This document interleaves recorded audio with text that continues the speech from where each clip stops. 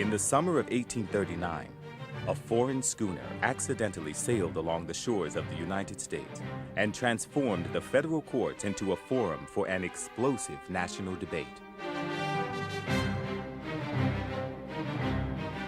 The drama that began when the enslaved Africans on the Amistad revolted and took control of the vessel off the coast of Cuba would culminate in the Supreme Court of the United States, with a former president arguing on behalf of the Africans' appeal for freedom. The Amistad case forced the federal courts and the nation to consider the legal foundations of slavery.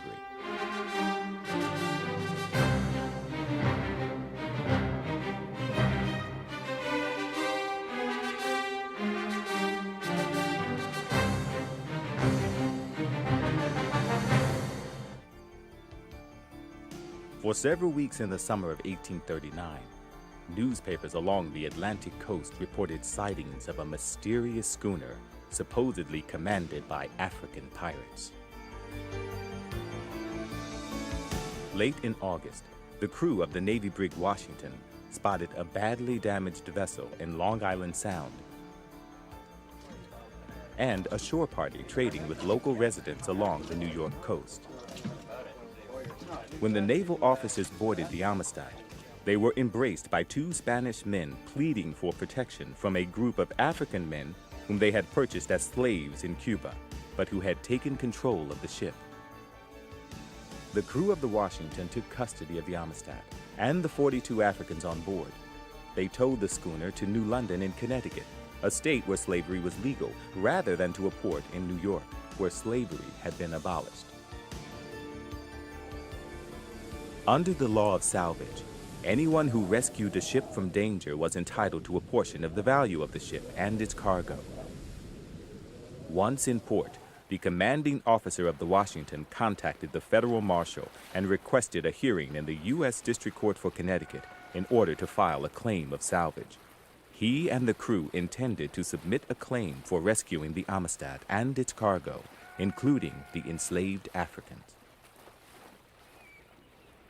On August 29th, the Amistad case entered the federal judicial system when U.S. District Court Judge Andrew Judson convened a court of inquiry on board the Navy ship Washington in New London Harbor. Judson, along with the U.S. Marshal, the Clerk of Court, and a group of observers, heard testimony from the two Spanish planters about the Amistad's voyage from Cuba to New England.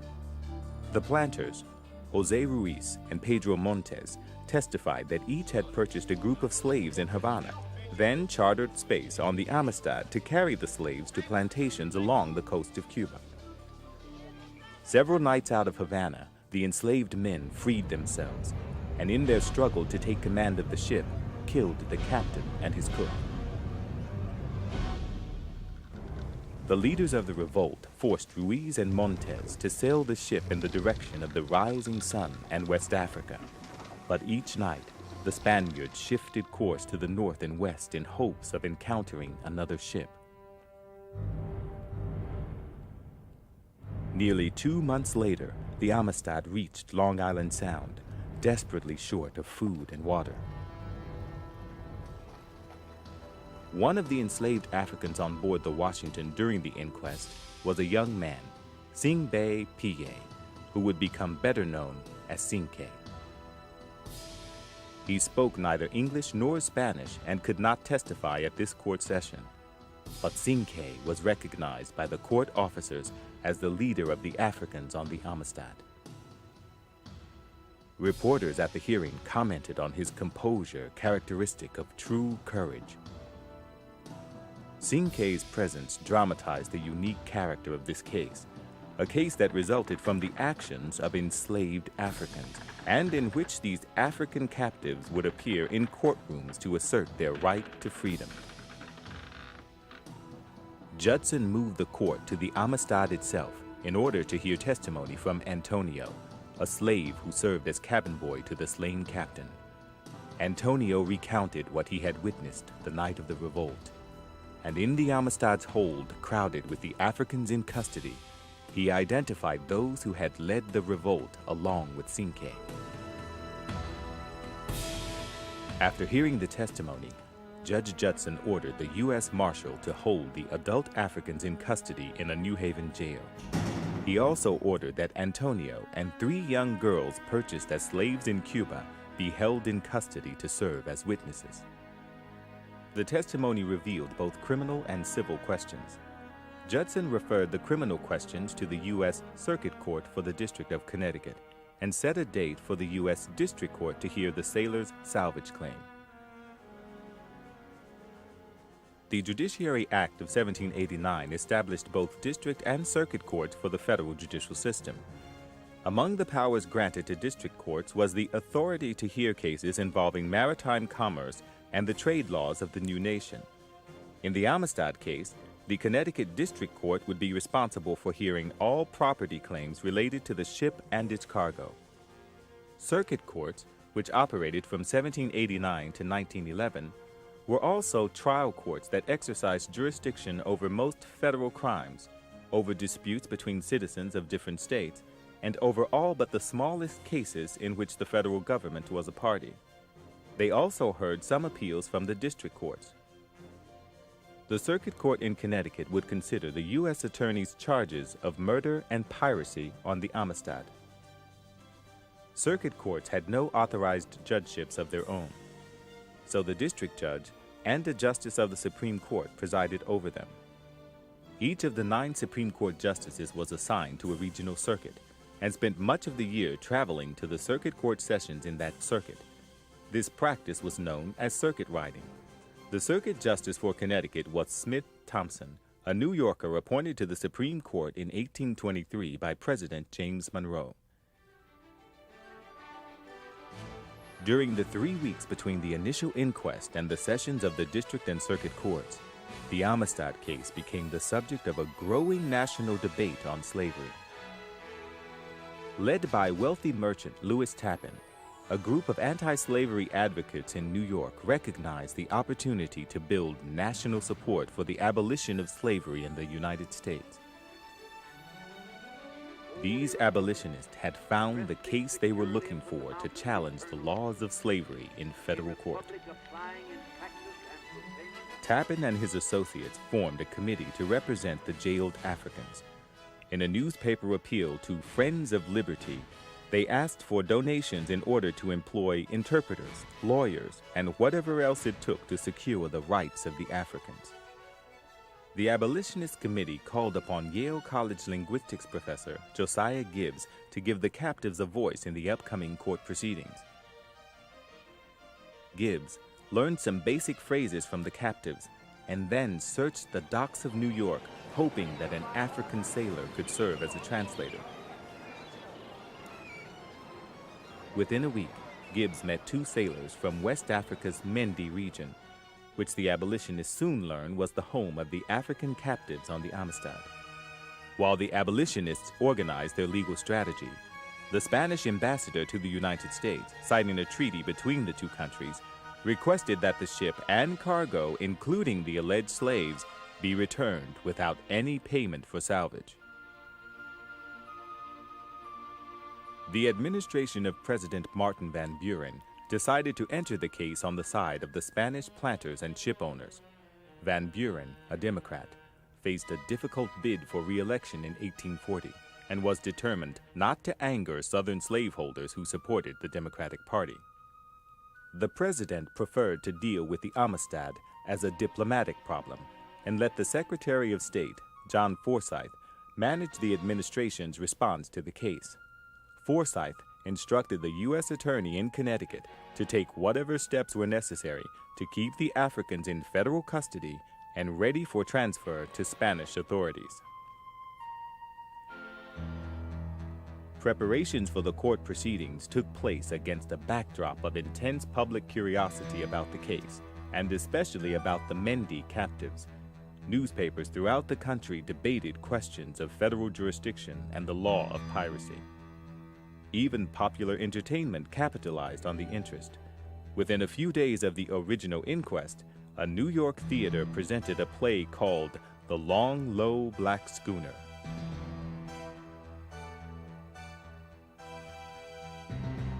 In New Haven, Nearly 4,000 visitors paid the jailer for a chance to view the men in custody. The greatest public attention focused on I.C.E. The nation's leading African-American newspaper compared I.C.E. to Senator Daniel Webster, who they hoped would represent him in court. Other papers portrayed I.C.E. as a classical hero.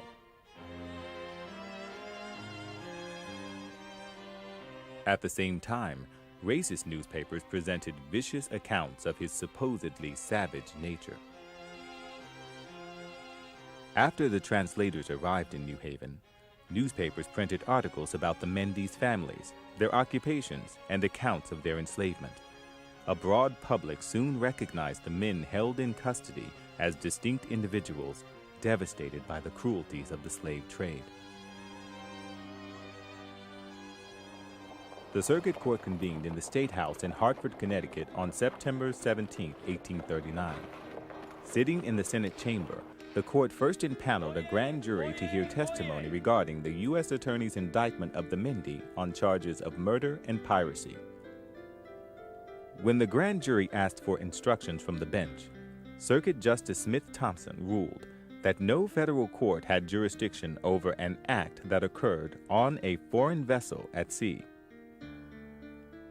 This ruling eliminated all threat of criminal prosecution of the Africans. Thompson referred the Admiralty case concerning trade and property questions to the U.S. District Court for Connecticut. The Mendy's fate now depended upon a court proceeding that revolved around the question of their status as property rather than any accusation of wrongdoing. In the District Court, the crew of the Navy ship Washington and the people who traded with the Mendy on the New York shore submitted rival claims for salvage rewards. Both parties asserted that the Mendy were slaves and should be considered part of the Amistad's cargo.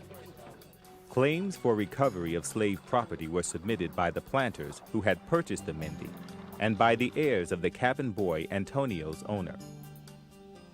The U.S. Attorney, William Halliburtt, submitted two different claims in anticipation of two possible decisions of the court.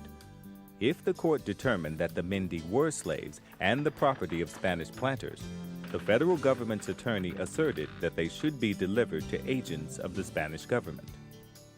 If the court decided that the Mendy had been illegally enslaved and transported to the United States, the government wanted them delivered to the president for return to their native country under provisions of an anti-slave trade act.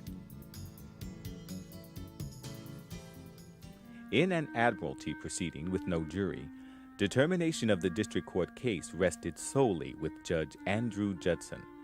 The abolitionist feared he would not be sympathetic to appeals from Africans. Judson was appointed by President Andrew Jackson in 1836. Prior to that, he was well known for his efforts to shut down a Connecticut school established by abolitionists for the education of African American girls. Nor were the Mendy's lawyers encouraged by the activities of the Van Buren administration. The president ordered the positioning of a Navy ship off the coast of New Haven so that the captives could be removed immediately if the judge ordered their return to Cuba. In New Haven, when Judson convened the district court session in January of 1840, he faced one of the largest crowds ever assembled to view a federal court proceeding. Most of the spectators supported the abolitionists and followed the case so intently that they refused to leave their seats during the midday recesses. The team of experienced lawyers recruited by the abolitionist committee was led by Roger Sherman Baldwin, son of a famous political family. Baldwin and his colleagues followed a legal strategy based on personal liberties and the laws of property. Their priority was to win the court's acknowledgement that slavery violated natural rights, those rights to which every human was entitled regardless of any nation's laws. Baldwin argued that the enslaved Mendy had a natural right to return to their homeland or seek asylum in a free country. But Baldwin also needed to respond to the precedent from an earlier Supreme Court case involving slaves transported by citizens of other nations. In that case, Chief Justice John Marshall wrote the opinion, ruling that even though slavery violated natural law, the federal courts must support the right to hold slave property whenever any government had approved laws in support of slavery or the slave trade. And in the circuit court hearing, Justice Thompson had reminded Baldwin that the United States Constitution protected slavery. Baldwin argued that under Spanish law, the Mendi could not be considered lawfully held slaves. The captives had only recently been transported to Cuba, which was in violation of a Spanish treaty prohibiting the African slave trade, and that under the terms of that Spanish treaty, the Mendi were free in Cuba or any other Spanish territory. In a trial filled with testimony about salvage laws and treaty obligations, the dramatic high point came when I.C.E. presented the court with a chilling narrative of enslavement. Speaking through a translator, I.C.E. described his capture by slave traders in West Africa and the horrors of what was called the Middle Passage, the voyage across the Atlantic with several hundred people confined in the suffocating hold of a slave ship. He demonstrated the painful position the enslaved were forced to maintain day and night. I.C.E. also reenacted the brutal physical scrutiny of the Africans by the planters in the Havana slave market. Two other Mendi captives, Revolt and Fuliwa, gave similar testimony about being kidnapped and enslaved within the past year. After 5 days of testimony, Judge Judson read his lengthy decision to a crowded courtroom. In response to the conflicting claims of salvage, Judson determined that the naval officers and crew had taken custody of a ship in almost certain danger of sinking, and thus were entitled to an award of 1/3 the value of the ship and its cargo. But Judson denied the salvage award for rescuing the Africans, because slave sales were illegal in Connecticut, and so the court had no way to determine a monetary value of slaves. The judge then considered Spain's demand for the return of the Mendi as the rightful property of Spanish citizens. According to Judson, the Spaniards' right to this property, and with it the fate of the Mendi, depended on proof of ownership and proof that the Africans were in fact property under Spanish law. On both points, Judson surprised nearly everyone by ruling against the Spanish claims. Judson determined that the Spanish planters possessed no legal evidence of ownership, only passes for transporting slaves, and that these documents incorrectly stated that the Africans on the Amistad were long-time inhabitants of Spanish territory. The Spanish treaty prohibiting the slave trade from Africa declared that any Africans transported after 1820 were to be free in Spanish territory, including Cuba. Since the testimony of several witnesses proved that the Mendi had arrived recently in Cuba, Judson declared that they were not lawfully held property and could not be delivered to Spanish officials. Instead, Judson granted the U.S. Attorney's alternate request that the Mendi be delivered to the President for transport to their native land. The Mendi were elated at the possibility of returning home, but disappointed that Judson had not declared them free individuals. Judge Judson next turned to the question of Antonio, the slave who had been cabin boy for the Amistad slain captain. The abolitionists wanted the court to affirm natural rights and establish a precedent for challenging slavery in the United States.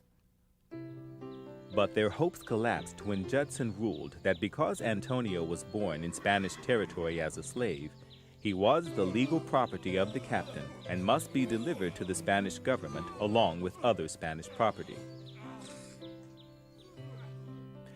Any possible homecoming for the Mendi was postponed when the U.S. Attorney William Holabird appealed to Judson's decision to the U.S. Circuit Court. That court convened in Hartford in April of 1840, with Circuit Justice Smith Thompson presiding. In order to hasten the certain appeal to the Supreme Court, he affirmed the district court's decision. Pending the convening of the Supreme Court's term in January 1841, the Mendi remained in federal custody, although in less restrictive confines in the town of Westville, outside New Haven. In the coming months, several of them took odd jobs, and all received religious and language instruction provided by the abolitionists. No one could predict how the Supreme Court justices would respond to the Amistad case.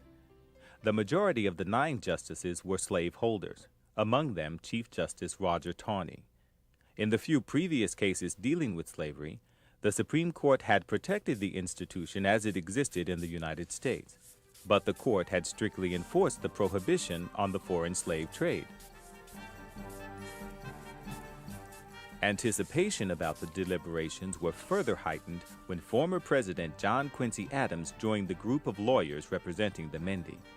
The Abolitionist Committee wanted a prominent statesman on the legal team, and when Daniel Webster declined, they turned to the 73-year-old former president. Adams was then serving as a member of the House of Representatives, where he had earned the nickname Old Man Eloquent for his tireless condemnation of slavery. In February 1841, the case came before the Supreme Court in its chamber on the ground floor of the Capitol building. Large crowds gathered in expectation of dramatic oral arguments. U.S. Attorney General Henry Gilpin presented the government's arguments in support of the Spanish claims to the alleged slaves, and Roger Sherman Baldwin repeated the arguments he had used in the lower courts. Then, former President Adams offered the court and its audience a 7-hour performance over the course of 2 days. His emotional arguments included a blistering critique of the Van Buren administration. Adams accused the administration of concealing the Spanish demand for return of the captives for trial, which would surely lead to their execution in Cuba. Adams repeatedly invoked the principles of natural rights as embodied in the Declaration of Independence, 2 copies of which hung before the justices in the Supreme Court chamber. On March 9, 1841, nearly 18 months after the federal courts first ordered the detention of the Mendi, Justice Joseph Story delivered his opinion for the majority of the Supreme Court. Story, from Massachusetts, was the court's senior justice and the nation's most respected constitutional scholar. After a lengthy review of the federal court proceedings and the arguments presented to the Supreme Court, Story issued the decision that finally gave the captives their unconditional freedom. The Supreme Court upheld the district court's ruling that the Mendi were recently arrived in Cuba and should not be delivered to Spanish officials as legally held property. The justices, however, overturned Judson's decision to deliver the captives to the president for return to Africa. The Supreme Court decision immediately freed the Mendi and released them from federal custody. The victory of freedom was bittersweet. It left the Mendi with no means by which to return to their homeland. To raise money for transportation, the abolitionists staged public appearances at which the Mendi sang, recited from the Bible, and demonstrated their English language skills. One event at the Broadway Tabernacle in New York attracted more than 2,500 people. Finally, in November 1841, the 35 surviving Mendi departed for Sierra Leone, accompanied by several missionaries from the United States. The decision that freed these particular captives offered no legal relief for the nearly 3 million residents of the United States held in slavery. The Supreme Court let stand the district court's ruling that the cabin boy Antonio was a slave under Spanish law, and like all lawfully held slaves, must be returned to his owners. Soon after the decision, Antonio escaped to Canada and freedom, realizing the dream shared by many slaves in the United States. Yet nothing in the Amistad case would serve as a precedent for legal challenges to slavery within the United States. Until the Civil War, the federal courts continued to protect slave property at the same time that they enforced laws prohibiting the slave trade from Africa. And abolitionists largely abandoned efforts to challenge slavery through the federal judiciary. Like many other important cases in the history of the federal courts, Amistad had its greatest impact in the world beyond courtrooms and casebooks. The legend of I.C.E inspired other enslaved people and remains a powerful tale of the quest for freedom. The widely reported court proceedings exposed the fragile legal principles and political compromises supporting slavery. And the personal stories of enslavement won the anti-slavery cause many new supporters. The lasting impact of Amistad's passage through the federal courts was to encourage the growing opposition to slavery in the United States.